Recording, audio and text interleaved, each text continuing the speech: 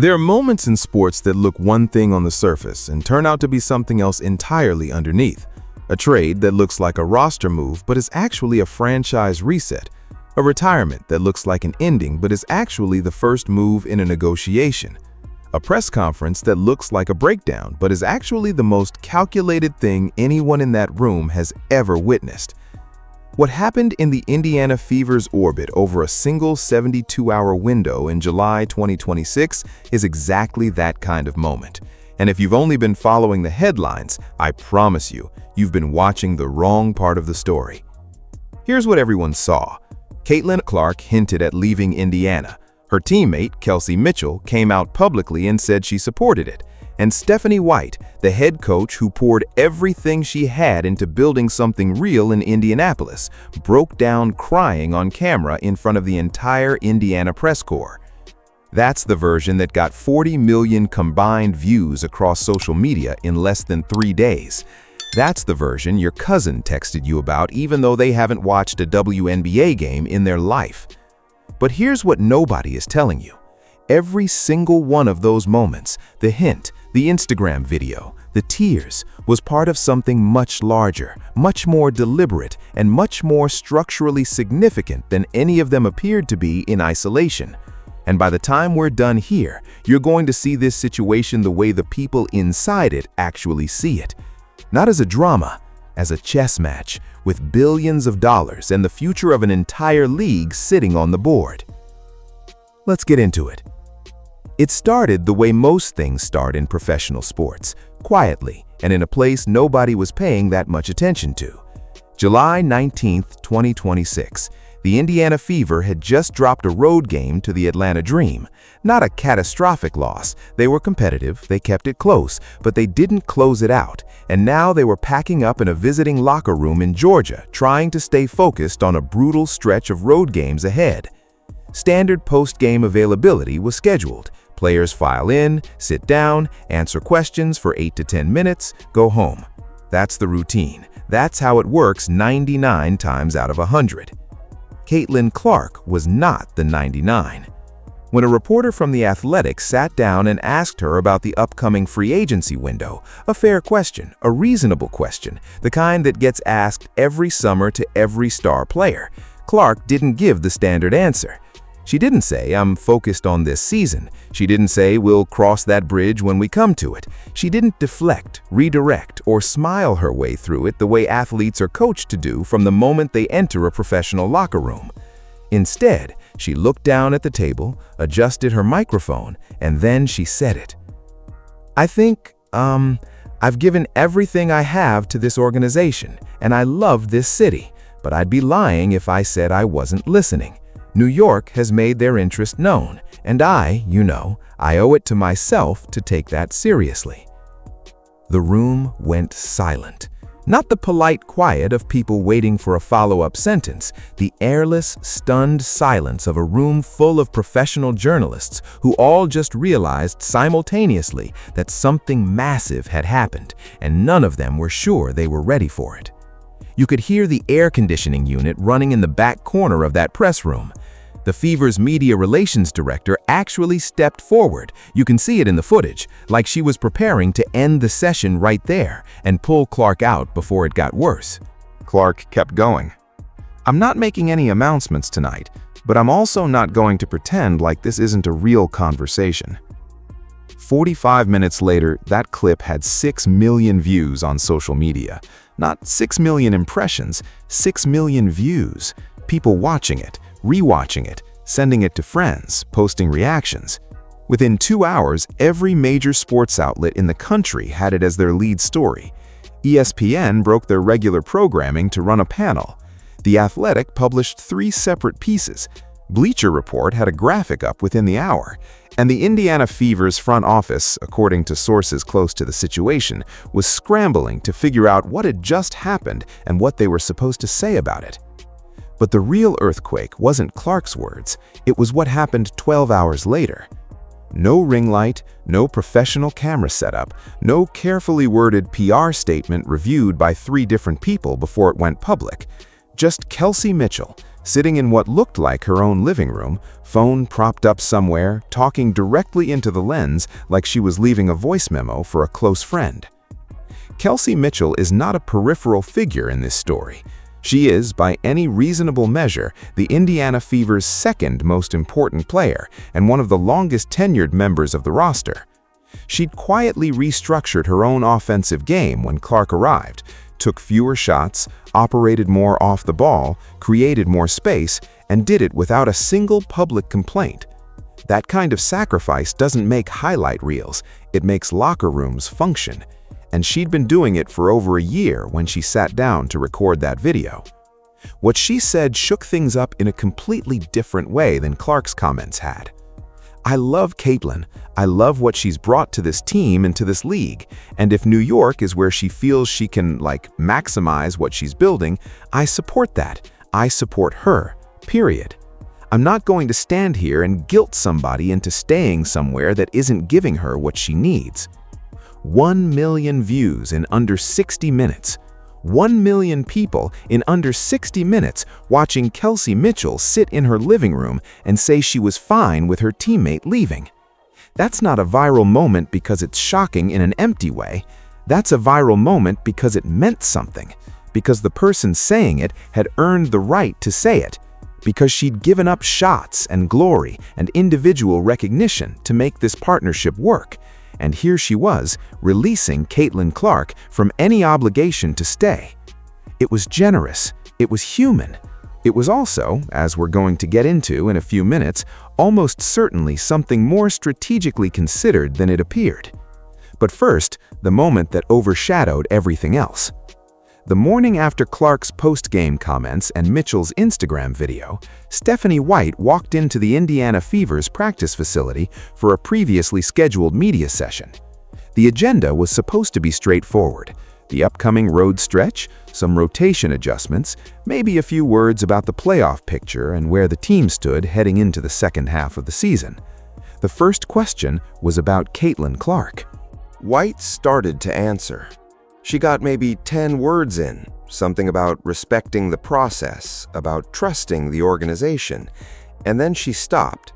Not because she forgot what she was going to say, not because she was searching for the right phrase. She stopped because her voice cracked, and then her hand went over her eyes, and for approximately 8 seconds, Stephanie White cried on camera in front of every reporter in that room. When she pulled herself back together, she said, "I'm sorry. This is hard. I poured everything into building something here, and I believe in this group. I believe in what we're doing, but I can't make someone feel something they don't feel." 8 seconds, 2 sentences, and suddenly a story that had been about basketball and money and free agency and market size became something much more personal.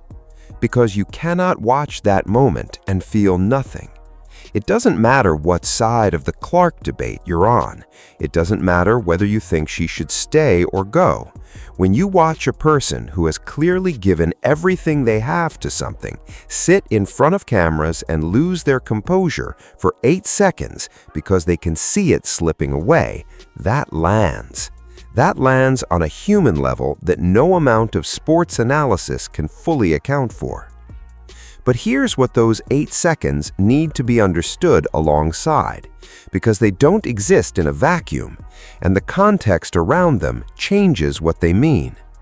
When White took over as head coach ahead of the 2025 season, she wasn't just inheriting a basketball team.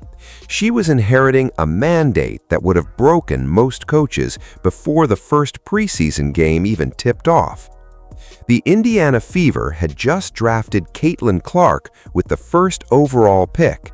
The organization had restructured itself around that selection in every conceivable way. Ticket pricing adjusted upward, sponsorship packages rebuilt, broadcast scheduling negotiated with Clark's presence as the central variable. The commercial and operational identity of the franchise had been reoriented around a single player before she'd played a single professional minute. White's job was to win basketball games, but her actual job, the unspoken, unwritten job that determined whether she kept her position, was to build a system that could contend for a championship while simultaneously keeping the most commercially valuable player in the history of women's basketball engaged, happy, and committed to staying in Indiana.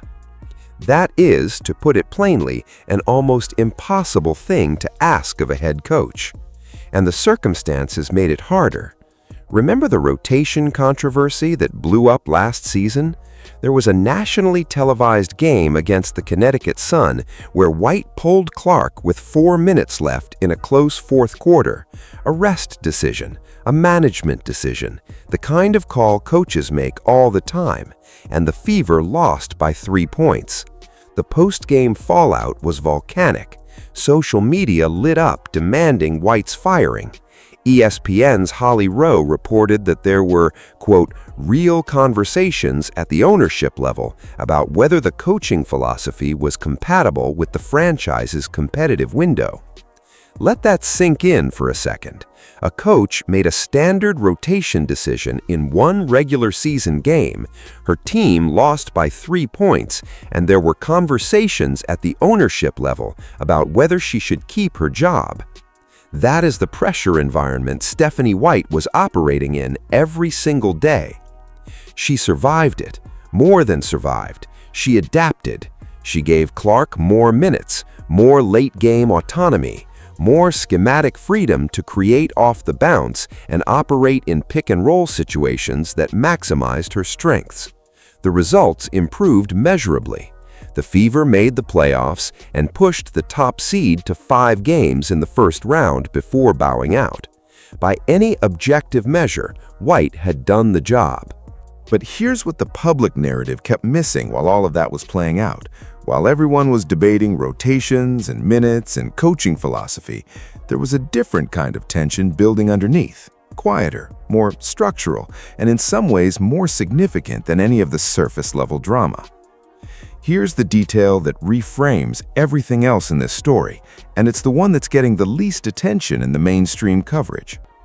According to multiple reports from league insiders, and these are people with documented track records on WNBA front office sourcing, Clark's representatives had been in preliminary communication with Liberty president and general manager Jonathan Cole as far back as March of this year.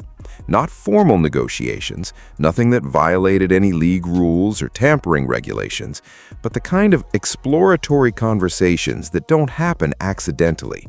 The kind that signal genuine mutual interest and lay the groundwork for something more formal when the timing becomes right. The Liberty had been protecting cap space for over a year. They had a roster constructed to contend immediately if they could add one more elite creator, someone who could make plays off the dribble, draw defensive attention, and elevate the offensive production of the pieces already in place. And they had New York, the biggest market in women's sports, the largest endorsement multiplier, the most globally legible brand address Clark could possibly attach herself to. The pieces were in place months before July 19th. Which means Caitlin Clark's post-game comments in Atlanta were not a frustrated player venting after a tough road loss. They were not an impulsive moment of honesty that she might walk back in the morning. They were the public-facing edge of something that had been in motion for a long time, a deliberate signal delivered in a setting with guaranteed media coverage at a moment when the timing was maximally useful. And once you accept that framing, everything else in the 72-hour window gets recontextualized.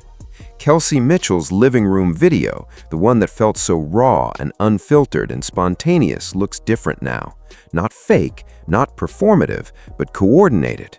A show of public support that gave Clark social cover and neutralized the most obvious counter-narrative, which is that she's abandoning teammates who sacrificed for her. When your teammate, the one who gave up the most to make room for you, publicly says she supports your potential departure, that's not just friendship, that's strategic insulation. And Mitchell almost certainly knew that when she pressed record. Stephanie White's tears look different too. Not less genuine, they're completely genuine, and that's not in question. But the grief in those 8 seconds reads differently when you understand that White almost certainly knew, or at the very least strongly suspected, that this conversation had been developing for months. Those weren't the tears of someone blindsided by a surprise. They were the tears of someone who had been watching a slow inevitability approach and finally had to face it publicly, in front of cameras, with nowhere to redirect the emotion. That's a harder thing to watch, honestly, because it means she carried that for a long time before it finally broke the surface. Let's step back from the emotional dimension for a second, because as real and as human as all of that is, there's a structural story running underneath it that explains why this situation is unfolding the way it is, and why the people with real power in this league are responding the way they're responding. Start with the numbers, because the numbers are staggering. According to figures reported during the WNBA's most recent media rights discussions, games featuring Caitlin Clark average 41% higher viewership than games without her. Not 10%, not 20%, 41%. That's not a popularity premium. That's not the kind of gap you close by promoting other players better or investing in better production value. That is a categorically different economic reality, and every single person in a position of power in this league understands what it means. If Clark moves to the New York Liberty, the Liberty don't just add a generational player. They absorb the single largest individual audience driver the WNBA has ever measured and attach it to the country's largest media market. Their regional sports network deal gets renegotiated upward. Their arena sponsorship portfolio gets restructured. Their season ticket pricing model gets recalculated.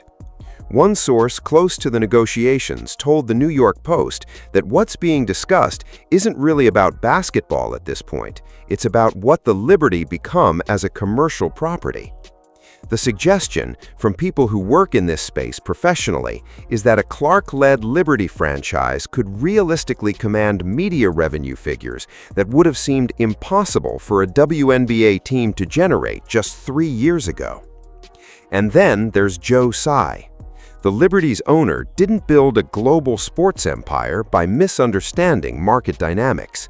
He saw what Clark did to Indiana's revenue structure, and he understands something that a lot of the public commentary is missing. Clark in New York is worth more to the entire league than Clark in Indianapolis, not because Indiana doesn't matter, but because New York makes the league legible to international advertisers, the European and Asian brands with 8-figure deal capacity that still don't take the WNBA seriously enough to commit at that level. New York is the address that changes that conversation. Clark is the name that makes the address relevant. Put them together and you have a different product than anything the league has offered before. That's the macro clay, and almost nobody covering this story is connecting those dots. Commissioner Kathy Engelbert released a statement the morning after Clark's post-game comments. 2 paragraphs. It praised the competitive health of the league, referenced the exciting upcoming free agency period, and wished all parties well in their ongoing conversations. That's it. No mention of Indiana by name, no affirmation of the Fever's organizational direction, no language that could be interpreted, even generously, as encouraging Clark to stay in her current market. Just 2 careful, neutral paragraphs that said a lot by saying almost nothing. Now compare that to how NBA Commissioner Adam Silver has historically handled situations involving star players in free agency. Silver has been publicly emphatic about competitive balance, about the importance of distributed star power across multiple markets, about small and mid-market franchise viability as a structural priority for the league. You might agree with that approach or you might not, but the point is that Silver's office has a documented pattern of using its voice to apply at least some counterweight to the gravitational pull of large markets. Engelbert's statement contained none of that, and in a communication that is clearly, carefully crafted, because commissioner statements always are, what you leave out is the loudest thing you say. Is the league office quietly comfortable with, or even subtly encouraging, a move that concentrates the league's biggest star in its biggest market? That question cannot be answered definitively from the outside, but the silence around it is the kind of silence that demands to be examined, and almost no one in the mainstream coverage is examining it. Here's a question that's been sitting underneath all of this and hasn't gotten nearly enough attention. Free agency doesn't open until February, so why is any of this happening in the middle of July? The answer is 2 weeks away in Chicago. The WNBA All-Star Game is the league's single biggest annual marketing event. Every major sponsor sends representation.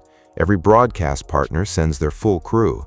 The media footprint is larger than any regular season game. And the narrative that enters that weekend is the narrative that dominates the second half of the season's coverage cycle.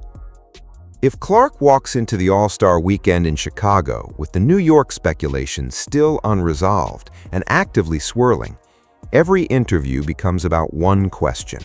Every press availability circles back to one topic. Every camera angle at every event gets filtered through one lens.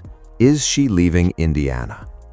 That is the most valuable possible narrative for the league's television partners heading into the second half of the season's coverage.